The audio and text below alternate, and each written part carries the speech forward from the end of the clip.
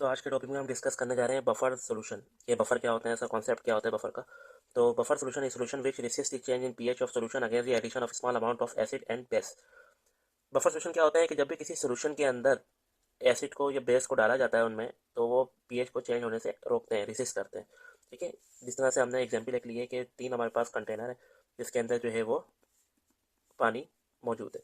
ठीक है, सॉल्यूशन मौजूद है, पानी मौजूद है। तो एक में क्या किया हमने, जब एसिड डाला तो उसका जो कलर जो है वो चेंज हो गया।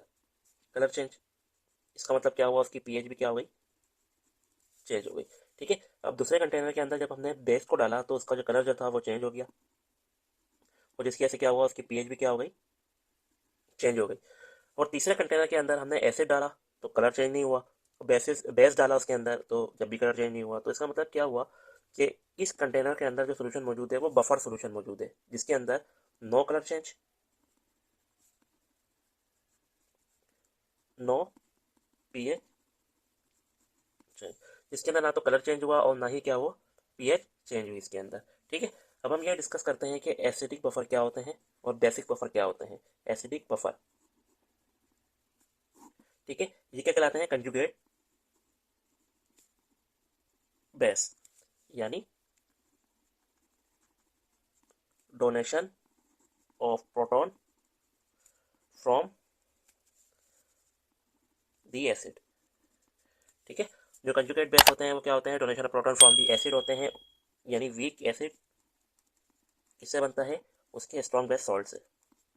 स्ट्रॉन्ग बेस सॉल्ट, उसको हम इस तरह समझ सकते हैं कि जैसे वीक एसिड हमारे पास CH3COOH, सही है, उसको रिएक्ट करा दें हम किससे, CH3COO, ये बल्कि रिएक्ट नहीं करवाते, बल्कि ये हमारे पास एक होता है कि जब वीक एसिड जो होता है और उसका जो स्ट्रॉन्ग बेस सॉल्ट होता है, तो वो हमारे पास जब हम उसको दोनों को मिक्स कर देते हैं हमारे पास बन जाता है एसिडिक बफर।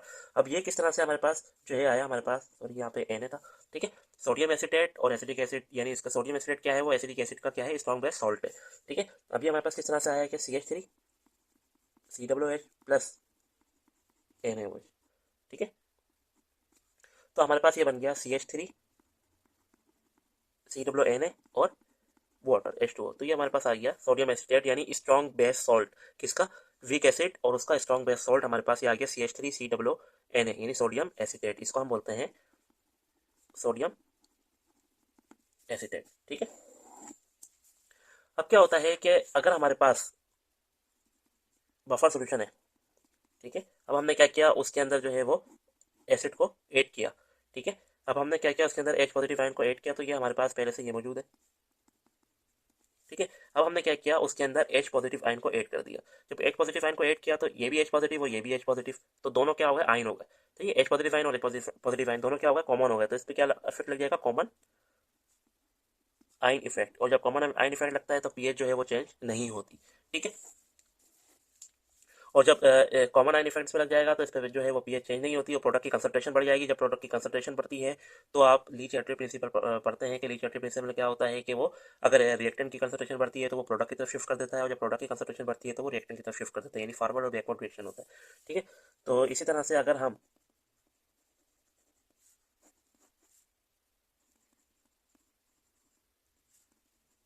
ये हमारे पास सोल्यूशन है, अगर हम इसमें क्या करें, बेस को ऐड कर दें, बेस को क्या करें, हम ऐड कर दें, तो ये दोनों अटैच होकर हमारे पास क्या बना देंगे, वाटर।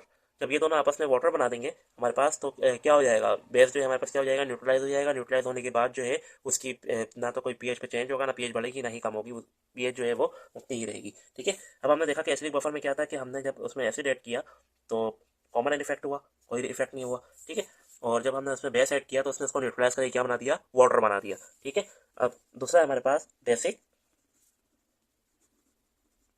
बफर। ठीक है, इसको हम बोलते हैं कंजुगेट एसिड, यानी acceptance of proton by base. सही है, अब ये किससे बनता है कि वीक वीक बेस से बनता है ये। ठीक है, और उसी के स्ट्रॉन्ग सॉल्ट से, तो इसको हम बोलते हैं बेसिक बफर। ठीक है, बेसिक बफर। अब हम क्या करते हैं, इसके अंदर जो है ये NH4OH है, एक हमारे पास buffer solution NH4N plus OH negative. ठीक है, अब हम क्या करें, इसके अंदर अगर हम एसिड को ऐड करवा दें तो वही क्या होगा, दोनों आपस में जो है वो न्यूट्रलाइज हो जाएंगे, एच जो है वो ओ एच के साथ रिएक्ट करके क्या बना देगा, वाटर बना देगा। सही है। अब हमने क्या किया, बेसिक बफर के अंदर हमने एसिड को ऐड किया, तो उसने क्या किया कि एसिड जो था वो बेस ओ एच के साथ जो है वो रिएक्ट करके उसने वाटर बना दिया, न्यूट्रलाइज हो गया और पीएच पे कोई असर नहीं हुआ। अब अगर हम इसके अंदर जो है वो एसिड को ऐड करें, अभी एसिड ऐड किया था, अब हम क्या करते हैं इसमें बेस को ऐड कर देते हैं, ओ एच नेगेटिव आइन और ओ एच नेगेटिव आइन। ठीक है। अब क्या हुआ कि यहाँ पे ओ एच नेगेटिव आइन हो गया और ये भी ओ एच नेगेटिव आइन हो गया, तो ये क्या हो गया हमारे पास, कॉमन आइन इफेक्ट। और जब कॉमन आइन इफेक्ट हो जाता है तो पीएच क्या होती है, चेंज नहीं होती। और जब यहाँ पे क्या हुआ, कंसंट्रेशन बढ़ गई, तो जो प्रोडक्ट है वो रिएक्टेंट की तरफ मूव कर जाएगा, फॉरवर्ड, ये हो जाएगा बैकवर्ड रिएक्शन। ठीक है। अब इसी तरह से हमारे पास जो है वो मुख्तलिफ सॉल्ट्स होते हैं, जैसे एसिडिक सॉल्ट होते हैं, जैसे HCN हो गया हमारे पास, हाइड्रोजन साइनाइड, और उसका जो है Na, ये हमारे पास कहलाता है एसिडिक बफर, जैसे हाइड्रोजन साइनाइड, और उसी का जो है वो सॉल्ट, स्ट्रॉन्ग बेस सॉल्ट। ठीक है। और हमारे पास हो गया यहाँ पे एसिडिक एसिड CH3COOH, और उसी का हमारे पास क्या हो गया, एक स्ट्रॉन्ग बेस सॉल्ट, ये भी एसिडिक बफर है, और ये भी हमारे पास क्या है, एसिडिक बफर है। ठीक है। अब इसी तरह से हमारे पास बेस के अंदर क्या होता है कि NH4OH होता है, यानी बेस होती है, यानी वीक बेस, और उसी का एक स्ट्रॉन्ग बेस सॉल्ट होता है हमारे पास। ठीक है। स्ट्रॉन्ग एसिड सॉल्ट यानी NH4Cl, स्ट्रॉन्ग एसिड सॉल्ट हमारे पास मौजूद होता है, यानी वीक बेस होती है, और उसी का हमारे पास क्या होता है, स्ट्रॉन्ग एसिड सॉल्ट कहते हैं आप उसको। ठीक है।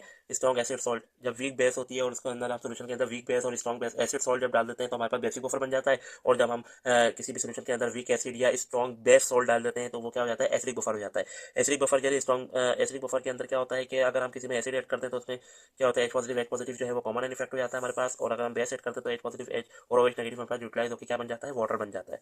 ठीक है। When acid react with base is called salt and water, neutralise हो जाता है, न्यूट्रलाइजेशन रिएक्शन हो जाता है। और बेसिक बफर में क्या होता है हमारे पास के, अगर हम किसी बेस के अंदर बेस को ऐड कर दें, यानी OH नेगेटिव है, सही है, बेसिक बफर है, उसके अंदर हमने H पॉजिटिव आयन को ऐड कर दिया, तो क्या होगा, ये भी न्यूट्रलाइज होकर वाटर बना लेगा, और अगर हम उसको अंदर OH ऐड कर देंगे तो वो दो आयन हो जाएंगे, कॉमन आयन इफेक्ट हो जाएगा उसके अंदर, और रिएक्शन क्या होगा, बैकवर्ड मूव कर जाएगा। ये कुछ हमने सॉल्ट लिखे हैं कि ये एसिडिक सॉल्ट है, यानी एसिडिक बफर है, और ये भी एसिडिक बफर है, ये बेसिक बफर है। ठीक है। स्ट्रॉन्ग बेस, वो weak base plus strong acid salt.